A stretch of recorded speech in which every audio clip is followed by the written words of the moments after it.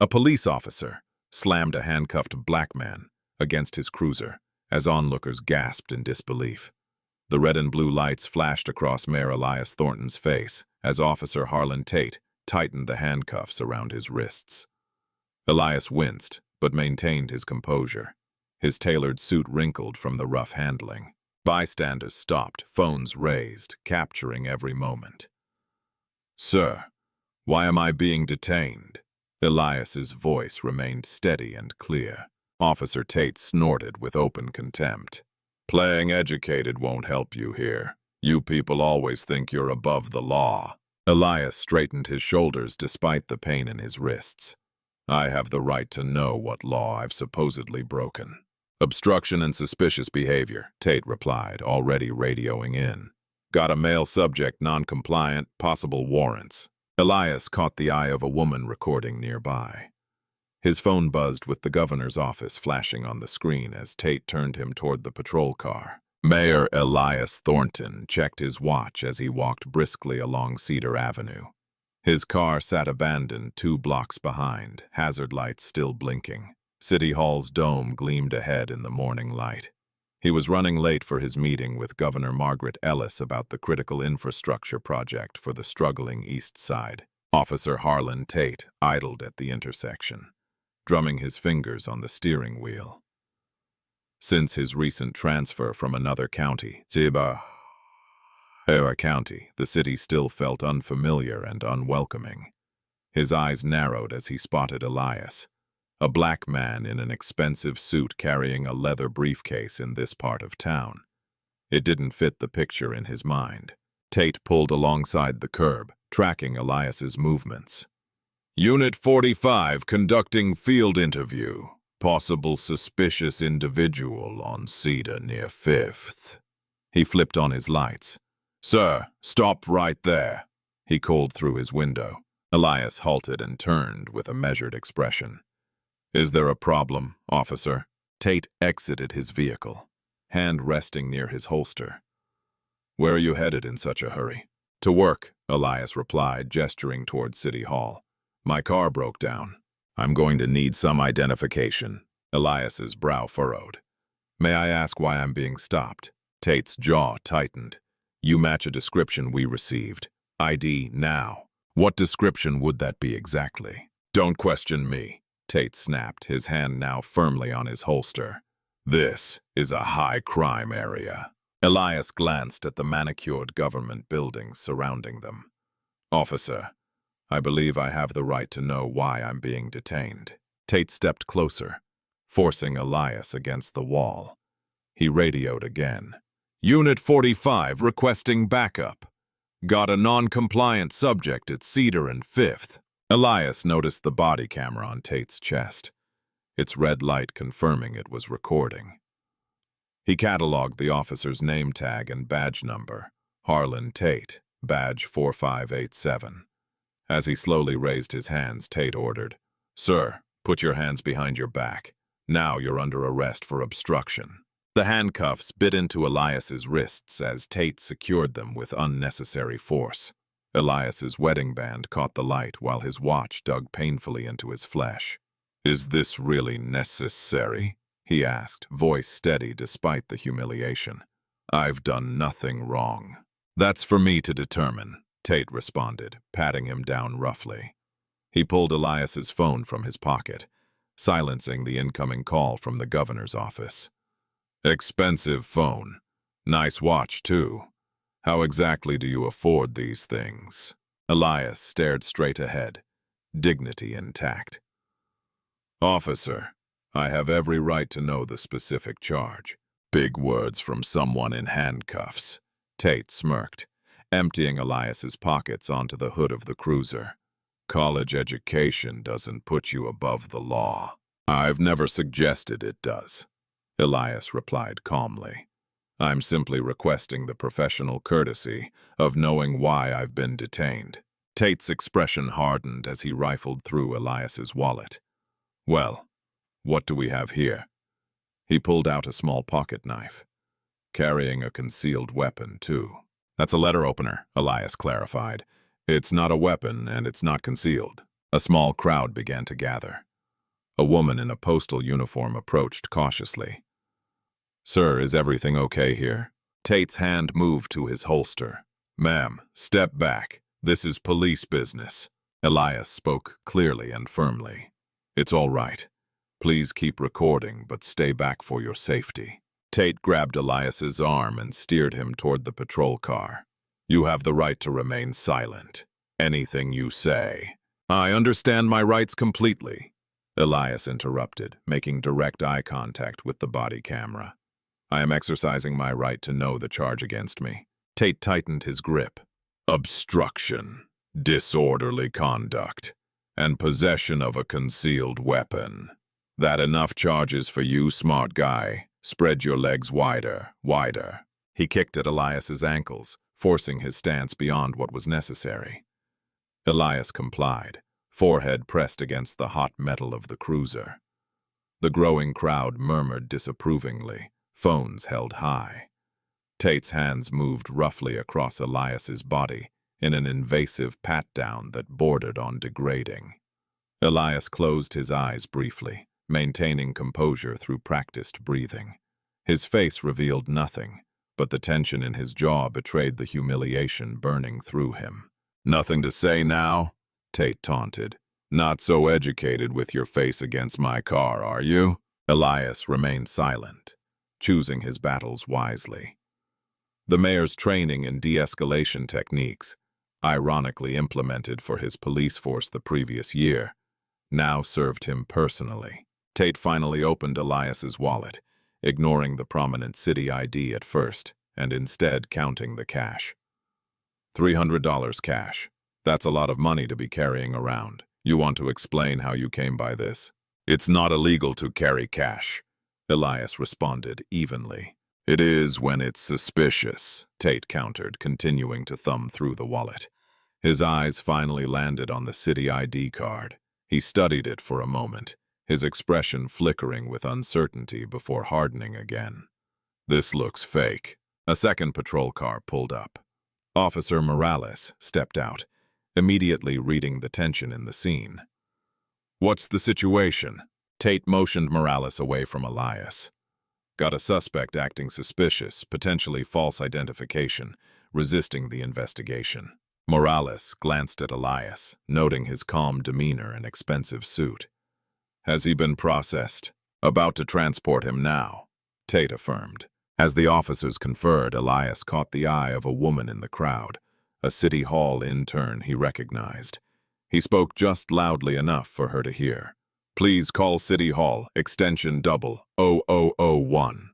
Tell them the mayor needs assistance." Her eyes widened before she nodded and stepped away. Tate returned. "Time for a ride downtown." Elias stood his ground. "Officer Tate, badge number 4587. I am exercising my right to make one phone call before you transport me anywhere." Tate laughed.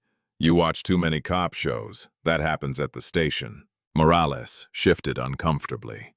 "Tate, maybe we should—" "I've got this," Tate cut him off. The radio on both officers' shoulders crackled. "Central dispatch to units 45 and 37. Be advised the chief of police is en route to your location. Hold position and take no further action." Tate's hand froze on the patrol car door. "What the hell?" he muttered into his radio. "Dispatch, Unit 45, request clarification. What's the chief doing responding to a routine stop?" Morales used the distraction to approach Elias, positioning himself between the handcuffed man and his partner. With practiced subtlety, he loosened the handcuffs by one notch. "Sir, I don't know what's happening, but something's not right here," he whispered. Elias gave him a measured nod of appreciation, maintaining his strategic silence. Dispatch responded firmly. "Unit 45, follow instructions. Hold position." Tate's face flushed with frustration. "Who the hell are you?" "I believe I'm entitled to make that call now," Elias responded evenly. Morales intervened. "We should follow procedure, Tate." Tate scowled but retrieved Elias's phone, unlocking it with the passcode he had watched Elias use earlier. "One call. Make it quick." Elias dialed his chief of staff, keeping his tone conversational. "Hey, it's me. Yeah, I'm running late. Having some car trouble near Cedar and 5th. He paused. "No, don't worry about sending a car. Officer Tate is helping me out. Badge number 4587. Could you let the governor know I'll be delayed? And maybe pull file protocol 7 for review when I get in? Thanks." Tate watched with narrowed eyes, not realizing Elias had just activated the city's emergency protocol for officials under duress. Immediate legal counsel, police chief notification, and media management. As Elias handed the phone back, his mind calculated the opportunity before him. This incident, this blatant profiling, represented exactly what his police reform platform aimed to address. Rather than short-circuiting the situation with his identity, a strategic decision crystallized. Document everything. Let the system he had implemented prove its worth. Elias made a silent vow. This officer's actions would become a catalyst for the comprehensive reforms the department still resisted. Tate took another look at Elias's ID, holding it to the sunlight. His expression shifted subtly as the pieces began to align. Morales positioned himself carefully, sensing the volatile undercurrent as Tate's confusion transformed into the first flickers of dread. Meanwhile, at City Hall, Elena Vargas's fingers flew across her keyboard, activating multiple response protocols. The city attorney received an urgent text. The police chief's car peeled out of headquarters. Governor Margaret Ellis, who had been checking her watch impatiently, now stood alert. Tate's eyes darted to the approaching vehicles, then back to Elias. A flicker of panic crossed his face before hardening into resolve. "We're not waiting for this circus!" He grabbed Elias's arm with renewed force. "Get in the car, now!" Elias planted his feet firmly on the pavement. "Officer, I believe dispatch instructed you to hold position." "I'm handling this situation as I see fit," Tate snarled, yanking Elias toward the open cruiser door. The handcuffs bit deeper into Elias's wrists with each forceful movement, but he maintained his composure despite the discomfort.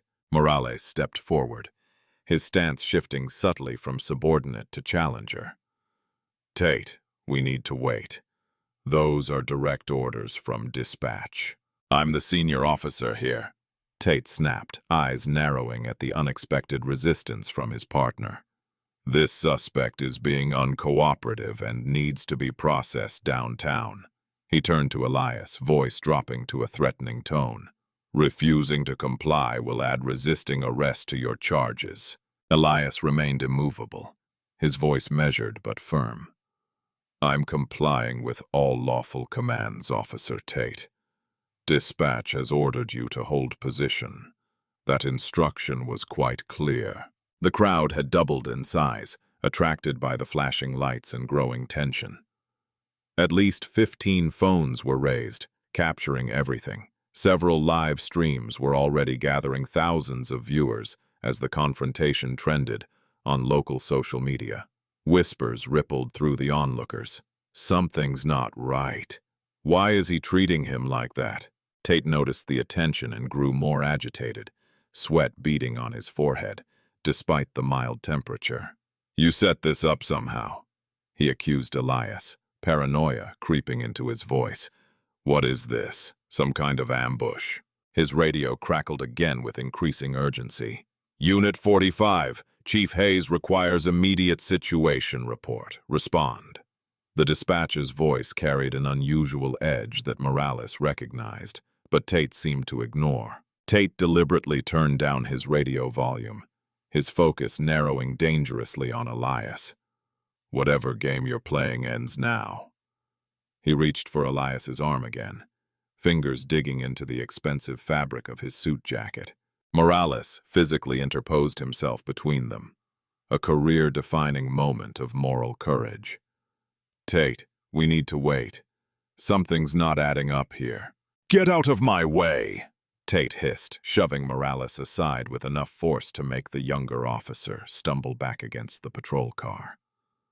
The crowd reacted with audible gasps. Dozens of devices capturing the officer-against-officer conflict in high definition. Elias observed the deteriorating situation with calm assessment. Every action Tate took further documented the misconduct, building an irrefutable case. His face remained a mask of dignified restraint, a stark contrast to Tate's escalating aggression. The first of the black SUVs screeched to a halt at the curb. The police chief's sedan parked at an angle, deliberately blocking the patrol car's potential exit route. Tate's hand instinctively moved to his holster, his training defaulting to threat assessment as the vehicles disgorged stern-faced individuals in suits and uniforms. The radio transmitted one final command. The chief's voice was unmistakable in its authority. "All units, stand down immediately. This is Chief Hayes. I repeat, stand down." Police Chief Reginald Hayes emerged from his sedan, his commanding presence drawing all eyes. He was in full dress uniform, golden badges catching the morning light as he straightened his cap. His expression was controlled but grave as he surveyed the scene. Mayor Elias Thornton in handcuffs, two officers in confrontational stances, and a growing crowd of witnesses with phones raised high like digital sentinels. Tate positioned himself with tactical precision, hand still hovering near his weapon as he assessed the sudden arrival of brass. In his mind, this level of response could only mean one thing. He had apprehended someone dangerous enough to warrant departmental leadership intervention. His chest swelled slightly with misplaced pride as he prepared to brief his superior. "Chief!" Tate called out, standing straighter and adopting his most professional tone. "Situation under control. Subject detained for suspicious behavior, obstruction, and possession of a concealed weapon." He gestured toward Elias as if presenting evidence at a crime scene. Chief Hayes approached slowly, his experienced eyes taking in every detail. The unnecessarily tight handcuffs cutting into Elias's wrists, the mayor's composed demeanor despite the humiliation, the obvious power dynamic on display. Recognition flashed across his face, followed immediately by something close to horror, as he realized the full magnitude of the situation unfolding. "I've got his ID here," Tate continued, oblivious to the chief's expression. "Appears to be falsified government credentials. Claims to work at City Hall."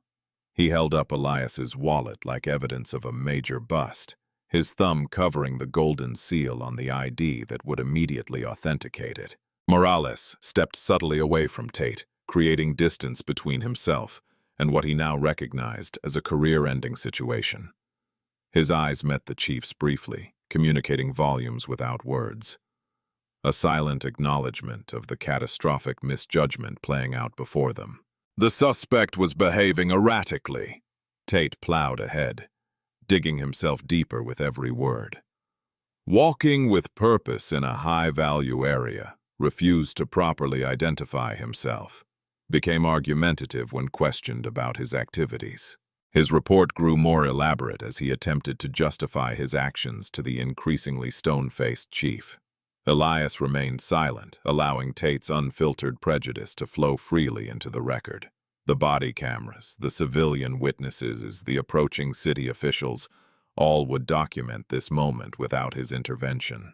His strategic patience served a larger purpose than immediate vindication.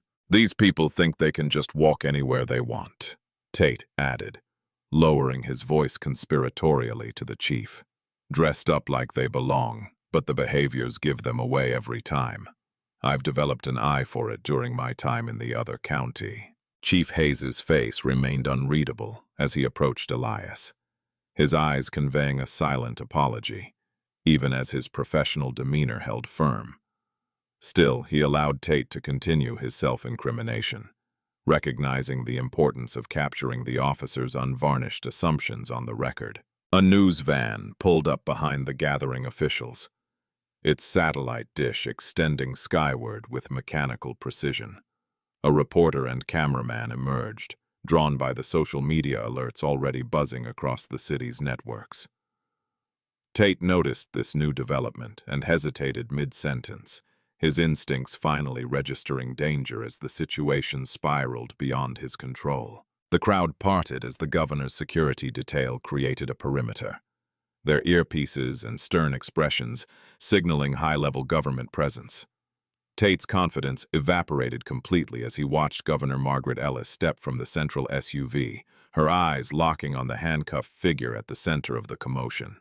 "Officer Tate," Chief Hayes finally spoke, his voice carrying across the now hushed scene. "Do you know who you have in handcuffs right now?" The color drained from Tate's face as the full weight of the chief's question landed. His eyes darted between Elias and the approaching officials, mental calculations visible in his increasingly panicked expression. The crowd had fallen silent, phones still raised to capture what happened next in this unfolding drama of power and accountability. The governor's security detail created a professional perimeter, keeping onlookers at a respectful distance while allowing the scene to unfold unobstructed. The city attorney emerged from one SUV, tablet already in hand, her expression grimly determined as she assessed the legal implications playing out before her. "Sir," Tate attempted, his voice significantly softer as he stepped toward Elias. "There seems to have been a misunderstanding." His fingers reached for the handcuffs, desperate to erase the evidence of his misconduct before more witnesses arrived. Elias's voice cut through the tension, loud enough for nearby recording devices to capture clearly. "Please don't remove evidence from the scene, Officer Tate." Tate froze, his hands suspended in midair as the strategic brilliance of Elias's response registered. The mayor wasn't just a victim. He was controlling the narrative with devastating precision. Chief Hayes turned to Officer Morales. "Officer, I need you to document everything exactly as you found it. Preserve all body camera footage immediately upon return to the station. Nothing gets deleted or overwritten." "Yes, sir," Morales responded promptly, relief evident in his voice as he was given a clear path to protect himself from the fallout. The city attorney approached Elias, her tablet ready. "Mr. Mayor, with your permission, I'd like to take your statement while the events are fresh. We can do this while we wait for these handcuffs to be properly removed." The title hung in the air. "Mayor!" Tate's remaining color vanished as the reality crashed down upon him with the force of an avalanche. His eyes widened in horror as he processed the implications, not just for his immediate situation, but for his entire career and future. "Chief," Tate said desperately, motioning for a private conversation away from the growing audience. "If I could just explain." "Whatever you have to say can be said right here, officer," Chief Hayes responded firmly, deliberately keeping their exchange in full view of witnesses. "Transparency is department policy, as I'm sure you recall from your orientation." Governor Margaret Ellis remained by her vehicle, watching the situation unfold with calculated restraint. Her presence added gravitas without direct intervention, understanding the political significance of allowing proper protocols to play out without executive interference. Tate's desperation mounted as he realized there was no path to minimize what he had done. "Sir, had I known the mayor's identity," he began. "That's exactly the problem, isn't it?" the chief interrupted, his voice measured but pointed. "The issue isn't that you didn't recognize the mayor. The issue is how you treat any civilian, regardless of their position." Elias stood perfectly still, the center of a storm he didn't create, but now steered with strategic calm. Each passing moment created more documentation, more evidence for the reforms his administration had championed against institutional resistance. Chief Hayes turned to Elias with formal respect, the next words carefully chosen to establish the official record. "For the record, state your name and position for Officer Tate, sir." The gathered crowd fell completely silent. Even the news crew, normally chattering with production instructions, stood transfixed. Elias straightened his posture despite the handcuffs, his presence suddenly commanding the entire street corner. "I am Elias Thornton, mayor of this city," he stated, his voice clear and carrying. No dramatic inflection, no vindictive emphasis, just the simple, devastating truth. Tate's jaw slackened as the words registered.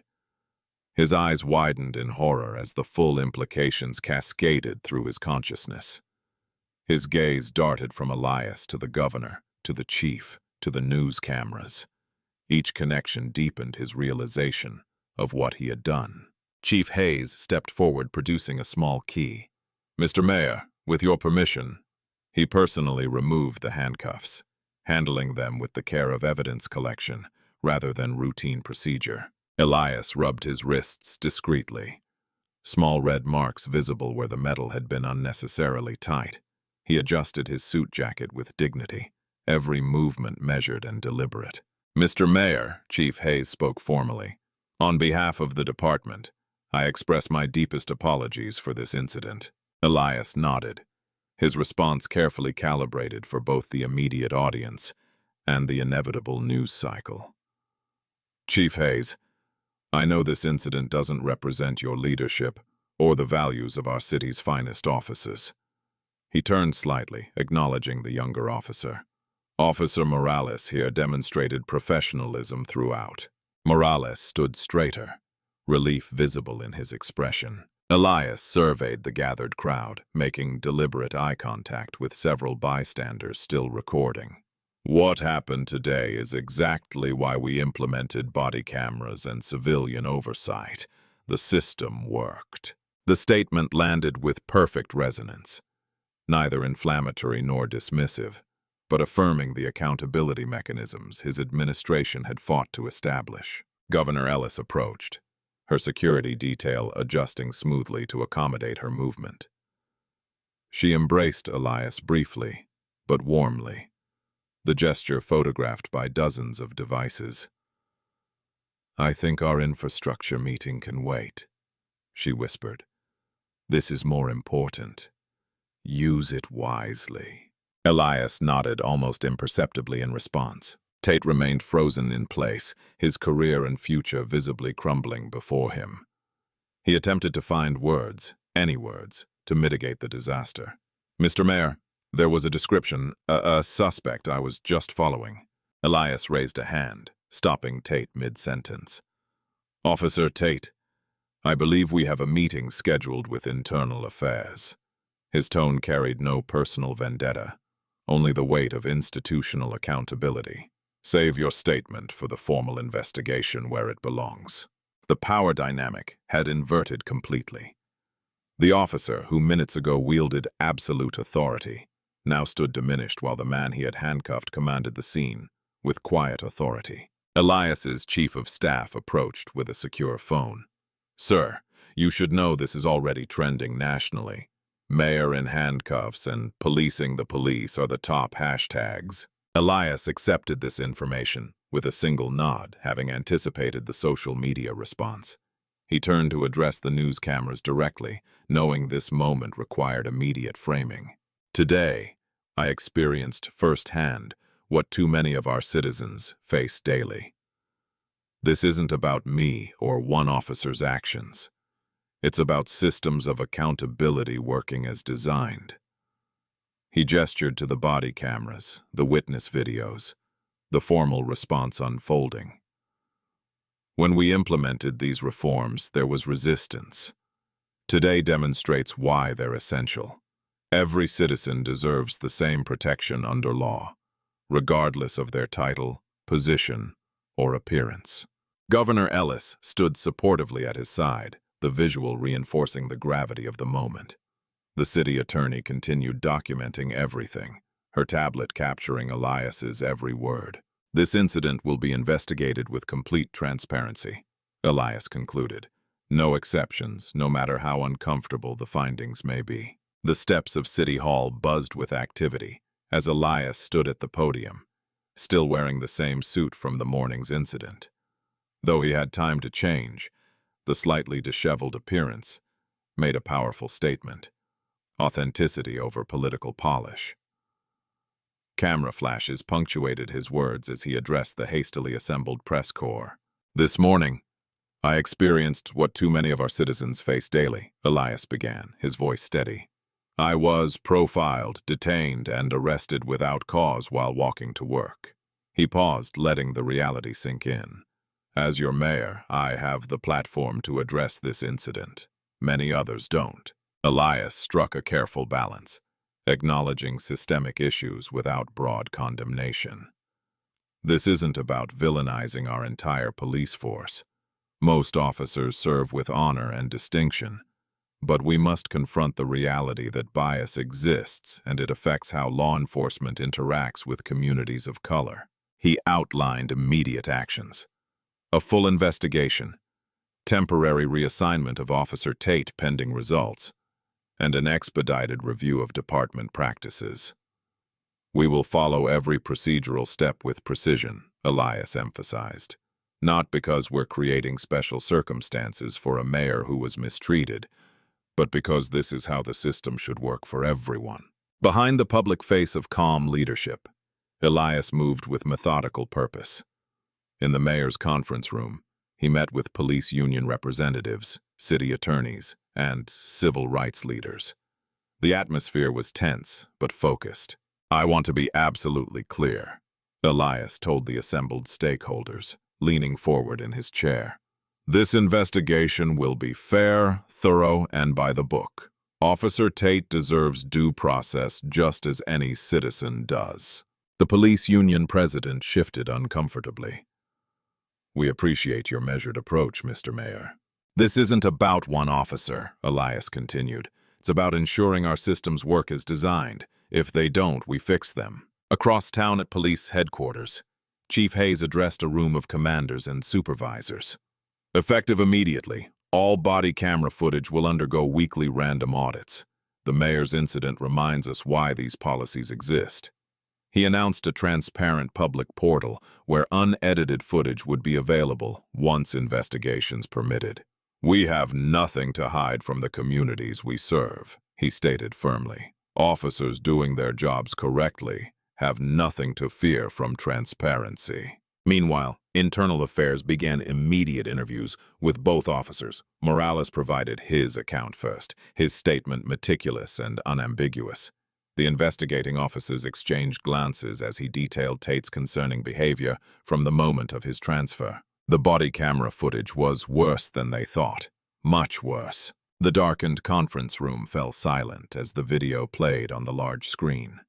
Elias, Chief Hayes, the city attorney, and the Internal Affairs captain watched without comment as Officer Tate's body camera revealed the unfiltered truth. "He muted his audio," the Internal Affairs captain noted, pointing to the indicator. "Direct violation of department policy." "But he forgot the camera still records lip movements," the city attorney added, tapping her tablet. "We've had forensic lip readers analyze the segments. The language is profoundly concerning." The investigation uncovered Tate's troubling history, multiple complaints of racial profiling from his previous position, all mysteriously buried or dismissed. Text messages recovered from his department phone revealed exchanges with former colleagues that contained explicitly biased language about patrolling upscale areas. Most damning was a message sent earlier that morning. "Got a guy playing dress-up on Cedar. Watch me take him down a notch." Chief Hayes pinched the bridge of his nose. He recognized the mayor was someone important early in the encounter, Look at his expression when he first views the ID. Elias leaned forward, studying the footage. He knew, and he escalated anyway. Officer Morales' testimony proved pivotal. From day one, Tate made comments about certain neighborhoods, certain people not belonging in parts of our city. He told the investigators. "I reported my concerns to Sergeant Grant after our second patrol together." The investigation revealed Sergeant Grant had buried Morales' report, another systemic failure demanding accountability. Other officers came forward hesitantly at first, then with increasing conviction. The blue wall of silence crumbled in the face of irrefutable evidence and leadership's clear stance on accountability. Elias reviewed all evidence personally, instructing the city attorney to ensure every procedural step was followed with precision. "We can't afford technical mistakes," he emphasized. "This case needs to be airtight, not just for my incident, but for the precedent it sets." The body camera footage revealed something else. Tate deliberately positioning Elias away from his cruiser's dashboard camera, a practice move suggesting this wasn't his first time manipulating evidence. "We need to review every arrest he's made since joining the department," Elias directed, "and request records from his previous county." The city attorney nodded, already compiling the necessary forms. "Sir, we've found a pattern. Officer Tate has done this before, repeatedly." The incident catalyzed a nationwide conversation. News programs, social media platforms, and community forums buzzed with debate about policing, profiling, and power. Elias's unique position, both the city's highest authority and a victim of profiling, made him a singularly influential voice in the discourse. On national television, Elias balanced calls for accountability with thoughtful reform. "This isn't about dismantling police departments," he explained to a primetime audience. "It's about ensuring they truly protect and serve everyone equally." The city established a dedicated hotline for reporting similar incidents. Soon after, several other individuals came forward with accounts of encounters with Officer Tate.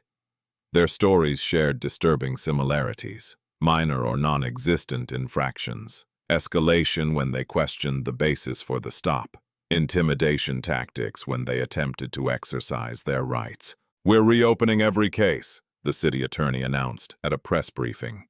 "If civil rights were violated, we will make it right." The police union initially attempted to defend Tate, citing split-second decisions and challenging work environments.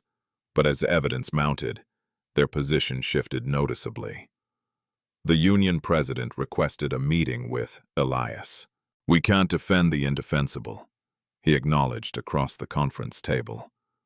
"But we need to emphasize this is about individual bad actors, not our entire department." Elias seized this opening. "Then help me implement the reforms good officers actually want.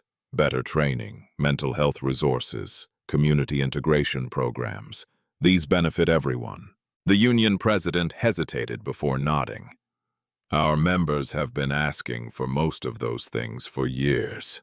National police reform advocates contacted Elias's office daily, seeking his input on model legislation. Governor Ellis announced a statewide review of police conduct policies, with Elias's city serving as the template for new standards. "What makes this case different," a prominent civil rights attorney commented on a Sunday morning talk show, "is that we're seeing real-time accountability.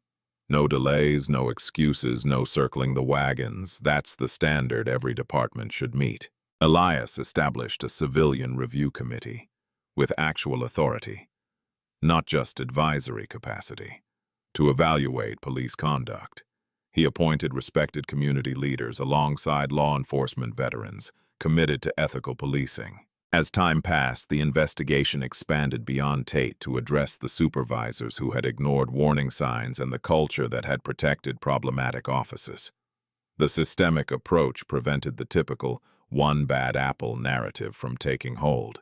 As the hearing date approached, Elias's chief of staff informed him late one evening, "Officer Tate has requested to address you personally before it begins." The media narrative evolved rapidly from sensational headlines to substantive discussion. Initial stories focusing on the shock value of "mayor in handcuffs" gave way to deeper analyses of implicit bias, institutional accountability, and the effectiveness of reform measures. Elias gave a powerful interview to the city's most respected journalist, sharing experiences with profiling before becoming mayor. "The first time I was stopped for driving while black, I was 16, he revealed. "My father sat me down that night and gave me the talk about how to survive police encounters. I've had to use those lessons throughout my life, even as an elected official." The personal story, humanized the issue for viewers who might otherwise become defensive. Comment sections and call-in segments reflected shifting perspectives, with many citizens acknowledging realities they had previously dismissed. Social media clips of the incident continued circulating with particular focus on the contrast between Elias's dignified restraint and Tate's escalating aggression. Behavioral analysts deconstructed the officer's body language on news specials, identifying textbook intimidation tactics and bias indicators. Elias leveraged the sustained attention to highlight his administration's existing police reforms. The body cameras worked, the civilian oversight worked, the training for Officer Morales worked. This incident demonstrates both the problems we still face and the effectiveness of solutions we've already implemented. He was careful to credit the previous administration for initiating some of these measures, demonstrating that accountability transcended political divisions. A national news magazine produced a special examining how the city's response differed from similar incidents elsewhere. In too many cases, we see denial, delays, and deflection, the narrator explained over footage of other controversial police encounters. This city's response provides a template for responsible handling of misconduct allegations. Elias received both praise for his measured approach and criticism from those demanding more dramatic action. Protest groups called for immediate department-wide reform, while conservative commentators questioned whether one incident justified systemic changes. Through it all, Elias maintained his balanced stance. This isn't about emotion or politics. It's about consistent application of the standards we claim to uphold. Every citizen deserves what I received: prompt investigation, transparent process, and appropriate consequences for misconduct. The hearing room's austere design emphasized its serious purpose: justice without theatrics. Elias sat at the center of the review board table, not as a victim seeking retribution, but as the city's chief executive ensuring proper governance. His position embodied the system's integrity, demonstrating that accountability functions regardless of who was wronged. Officer Tate entered with his union representative, both wearing identical dark suits that could not disguise their contrasting demeanors. The representative projected professional confidence. Tate radiated defeat. His once authoritative posture had collapsed into itself, shoulders hunched as if physically bearing the weight of his actions. Officer Tate has requested to make a statement before we begin formal proceedings, the board chairperson announced. Mr. Mayor, as the affected party, do you have any objection? None, Elias responded simply. Tate cleared his throat, unfolding a clearly rehearsed statement. Mr. Mayor, members of the board, I want to express my sincere regret for the incident on Cedar Avenue. It was a misunderstanding that escalated unnecessarily. My actions did not reflect departmental training or my own values. I apologize for any embarrassment caused to you and the department. The words fell flat against the mountain of evidence. Elias studied Tate's face, noting the careful language, apologizing for embarrassment rather than misconduct, blaming a misunderstanding rather than acknowledging bias. The board proceeded methodically, dismantling Tate's narrative through precise questioning and damning evidence. Officer Tate, the internal affairs captain, began. Your body camera shows you stated the mayor matched a description. What specific description were you referring to? Tate shifted uncomfortably. There had been reports of suspicious activity in the area. Please answer the specific question. What description did the mayor match? Tate's silence spoke volumes. Let's review your text message sent earlier that morning, the captain continued, displaying the message on the room's screens. Got a guy playing dress-up on Cedar. Watch me take him down a notch. Please explain what you meant by playing dress-up. Tate's prepared facade crumbled further. It was just officer talk. Officer talk, the captain repeated flatly. Let's continue to the multiple civilian complaints filed against you in your previous county, all involving black subjects, all dismissed without investigation. The methodical disassembly continued for an extended period.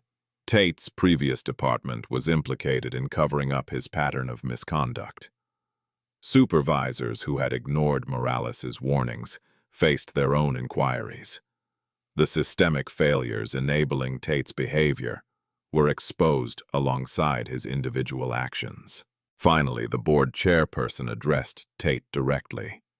"Officer Tate, in your own words, why did you stop Mayor Thornton that morning?" Tate looked up, momentarily meeting Elias's steady gaze before looking away. The rehearsed excuses had all failed.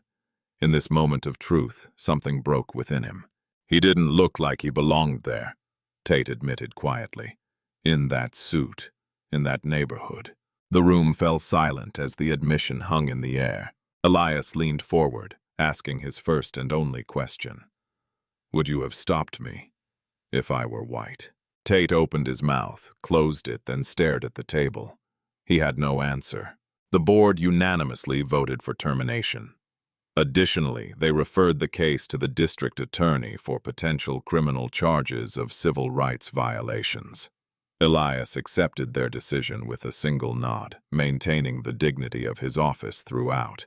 As the hearing concluded, Tate passed Elias in the narrow corridor outside. He paused, speaking so only Elias could hear. "I never saw myself as the bad guy." Elias acknowledged this with a slight nod, but revealed nothing of the exchange to the waiting press. This wasn't about personal feelings or private reckonings.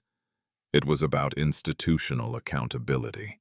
Later that afternoon, the city attorney announced a comprehensive review of all arrests made by Officer Tate. "We've identified numerous cases requiring immediate review, potentially more. This will have significant financial implications for the city, but justice demands nothing less." "This isn't just about one officer or one incident," Elias told reporters gathered outside City Hall. "Tomorrow we announce the most comprehensive police reform package in our city's history." Following the implementation of comprehensive reforms, the city unveiled a new community safety training center. The modern facility gleamed in the morning sun, its glass facade reflecting the diverse crowd gathered for the ribbon-cutting ceremony. Behind Elias, a digital dashboard displayed real-time statistics showing substantial reductions in civilian complaints, marked increases in community satisfaction, and notable improvements in officer retention. "Today marks not an ending, but a beginning," Elias addressed the assembled citizens, officers, and media. "An incident forced our city to confront uncomfortable truths about bias in policing. Today, we showcase our response, not just words, but concrete actions and measurable results." Elias gestured to the facility behind him. "This center represents our commitment to reimagining public safety. Every officer receives intensive bias recognition training, de-escalation techniques, and community integration experiences, all designed with input from the communities they serve." The reforms implemented were comprehensive and pioneering. New psychological screening tools that Officer Tate would never have passed, now filter candidates before they ever wear a badge. Community oversight boards with actual authority review body camera footage regularly, not just when incidents occur. Officers receive incentives for living in the neighborhoods they patrol, creating personal investment in community well-being. Lieutenant Morales, recently promoted to head the new Community Relations Division, stood proudly among the department's leadership. His willingness to break ranks during Elias's incident had transformed him from potential outcast to departmental exemplar, living proof that good policing and accountability are complementary, not contradictory. Some officers initially resisted these changes, Elias acknowledged. Change is always difficult, but something remarkable happened. As community trust increased, officers' jobs became safer and more effective. When people see police as partners rather than adversaries, everyone benefits. Several officers who had vocally opposed the reforms now stood among their strongest advocates. Sergeant Lewis, a 20-year veteran, approached the microphone at Elias's invitation. "I was skeptical," Lewis admitted candidly. "Thought this was just politics after a bad incident. But I've been on these streets 2 decades, and I've never seen cooperation like we're getting now. People approach us with information instead of avoiding eye contact. That makes my job easier and safer." The dashboard behind Elias told the statistical story, but the human impact ran deeper.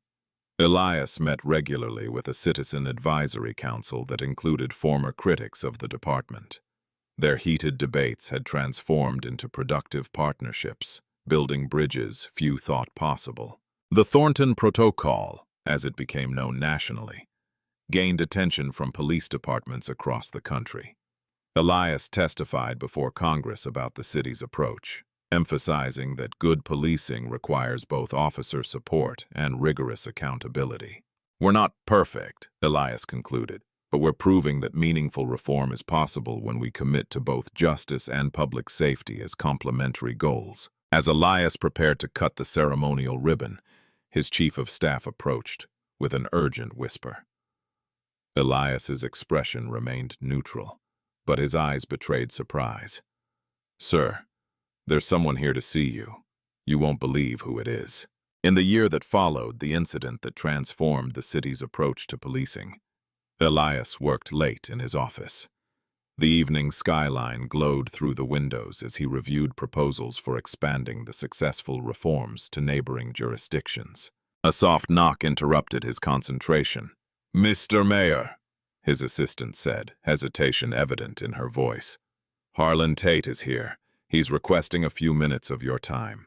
Elias set down his pen, considering the unexpected development. "Send him in." The man who entered bore little resemblance to the arrogant officer who had handcuffed Elias. Harlan Tate appeared physically diminished, his formerly imposing presence replaced by a humbled demeanor. He wore civilian clothes, a simple button-down shirt and slacks, and carried nothing in his hands.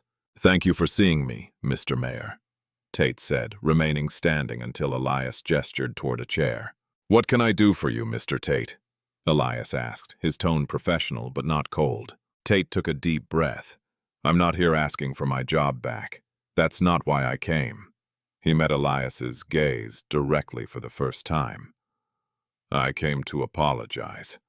A real apology, not the statement my union rep wrote for the hearing." Elias remained silent, allowing Tate the space to continue. "Losing my job forced me to confront things I'd never examined," Tate said. "The assumptions I made every day, the way I viewed certain people in certain neighborhoods." He shook his head. "I've been working with a therapist, trying to understand why I saw threats where there weren't any." Elias nodded slightly. "Self-reflection is difficult work." "I'm working with a nonprofit now," Tate continued. "We facilitate dialogues between officers and communities. I share my experience, what I did wrong, the biases I never recognized in myself. It's not much, but it's something." "It's significant," Elias responded, measuring his words carefully. "Real change begins with this kind of accountability." He gestured toward the window, toward the city beyond. "The reforms sparked by that day have made the department stronger.